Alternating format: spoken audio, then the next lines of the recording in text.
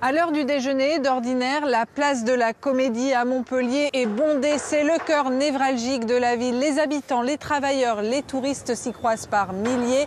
Les terrasses des cafés sont pleines de monde. On se donne rendez-vous à la Fontaine des Trois Grâces ou devant l'Opéra. Il n'est pas rare de s'attrouper devant un groupe de musiciens ou de danseurs. Alors forcément, en ces temps de confinement, cette place si animée, que l'on appelle aussi la place de l'œuf en raison de sa forme ovale, ressemble plutôt à une coquille vide.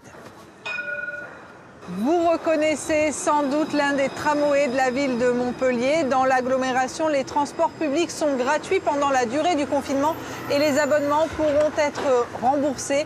Alors évidemment, en ce moment, pas de problème pour trouver une place pour s'asseoir. Nous sommes à un quart d'heure de Montpellier, entre Palavas-les-Flots et Villeneuve-les-Maglones. À cette saison, d'habitude, on assiste au montage des paillotes. Mais actuellement, le littoral héroltais reste dégagé de ces clubs et restaurants de plage. Tout est à l'arrêt car le préfet n'autorise pas pour l'instant leur installation.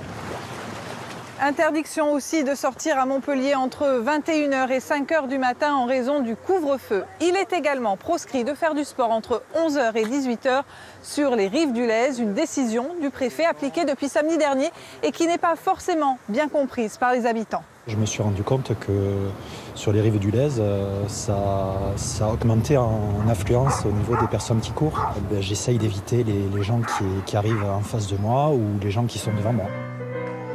On le sait, les personnes âgées souffrent particulièrement en ce moment de l'isolement. Heureusement, il existe des initiatives formidables qui permettent d'égayer le quotidien et de passer un peu le temps. Une enseignante de piano vient de temps à autre dans cette maison de retraite de Montpellier pour jouer quelques morceaux.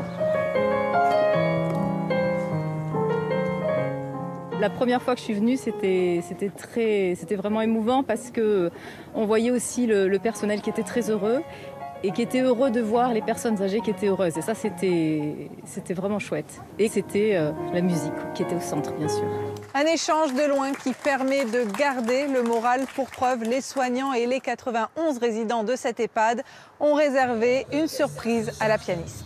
On va rester motivé, hashtag reste chez toi.